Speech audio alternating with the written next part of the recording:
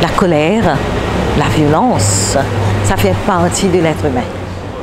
Et plus nous dans un amour passionné, plus cet amour-là se rapproche de l'animal, comme si nos instincts animaux sont éveillés. Et plus l'amour continue à être que passion, plus il y a un risque que le couple se fasse mal et d'y arrive à la violence. Parce que c'est vraiment d'un instinct animal.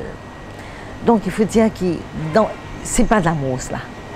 L'amour passionnel, ce n'est pas de l'amour. Ne pas décider, ne pas avoir pouvoir de décision dans l'amour passionnel.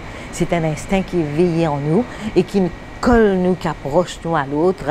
Et il n'y a pas possibilité de décider de manière réfléchie vers à qui personne qui nous peut gagner les affaires. C'est après quand l'amour finit, cette période de passion-là finit, que le couple est capable vraiment de décider si c'est cette personne-là avec qui il est capable de vivre, avec qui il peut envie de faire du bien. Il faut dire que dans chaque être humain, il y a un instinct aussi de vouloir se faire plaisir avant l'autre, passe à seul avantage. C'est pourquoi beaucoup de gens aussi, quand ils ont un problème, je ne peux pas être un psychologue parce qu'ils ont perdu l'avantage. Chacun pense à l'avantage dans le couple et c'est là encore le dangereux. C'est encore un amour passionnel. Quand l'amour passionnel est terminé et qu'il devient l'amour, que chacun a envie de faire du bien à l'autre, à ce moment-là, chacun est capable de sentir qu'il a besoin de l'aide de l'autre. En même temps, il a envie de faire l'autre plaisir pour qu'il est capable lui aussi recevoir un peu de bonheur dans cet amour et qu'ils soient capables de construire une famille ensemble. C'est la deuxième étape de la rencontre. Maintenant, il faut savoir aussi à qui nous gagnons les affaires. Est-ce qu'il nous-mêmes? Est-ce que chaque personne, quand il peut entreprendre un vie à deux, est-ce qu'il a un contrôle de ses émotions? Est-ce qu'il, par un moment, il pas senti lui-même chapé? Nous dire ça, saper dans ses émotions?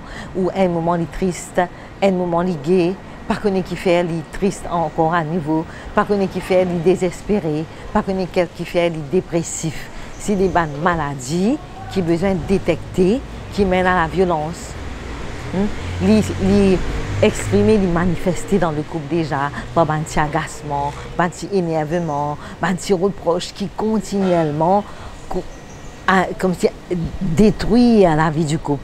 Une dévalorisation, tu comme ça, tu pas comme ça, tu bizarre, trouve toujours l'autre qui est en tort. Et déjà quand ça comme ça dans le couple, le couple a besoin de poser la question. Est-ce qu'il est normal qu'un couple continue, vive dans les reproches tous les jours, vive dans la colère, vive dans l'énervement, pas envie de faire rien dans la case, rentrer dépressif. Quand nous avons un problème en dehors, est-ce qu'il amène ça dans la case, est-ce qu'il est en contrôle de cela? C'est déjà un signe à détecter pour que le couple pas arrive jusqu'à la violence. Il y a une limite à trouver pour capable dire, causer, à raconter, à de l'aide.